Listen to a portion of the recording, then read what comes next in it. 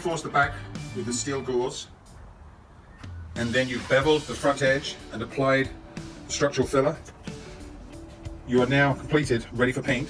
And the strength of it, as you can see, absolutely strong as it was originally.